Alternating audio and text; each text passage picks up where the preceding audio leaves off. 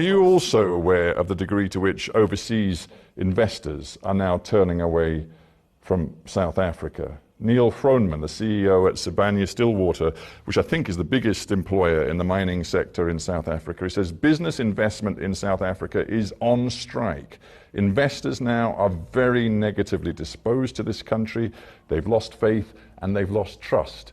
For outside investors, they look at the foreign policy, diplomatic orientation of South Africa. They see that right now you are locked in a tense dispute with the United States because the US sees you as deeply sympathetic to Vladimir Putin's Russia, despite the Russian all-out invasion of Ukraine. We have explained those issues. Our government is dealing with those matters with the United States of America. We are not locked in any dispute of any form.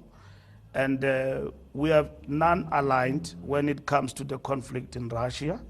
And that is the line we're pursuing. Well, the US ambassador here in South Africa said that he had evidence that weapons had been loaded onto a Russian... I met with him yesterday. He apologized for being overzealous and saying things that he shouldn't have said. Yeah, you say he's apologized. We have not heard him himself issue an apology. Well, I am saying to you, he have apologized. I met him right here in the Revolutionary House yesterday. Your government has launched an investigation about that alleged weapons shipment. It is correct. Can you categorically guarantee to me here and now, as the head of the ANC, that no weapons were put on board that vessel?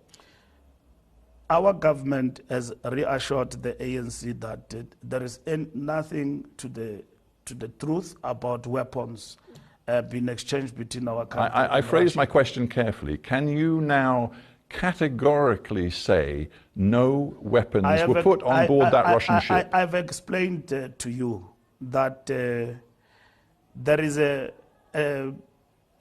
action that has been taken by our government in terms of investigating. South Africa is a treaty member of the International Criminal Court. If Putin comes here in August as planned, your government will be obliged to arrest him. As head of the ANC, do you believe your government should and indeed will arrest Vladimir Putin? If it was according to the ANC, we will want President Putin to be here even tomorrow.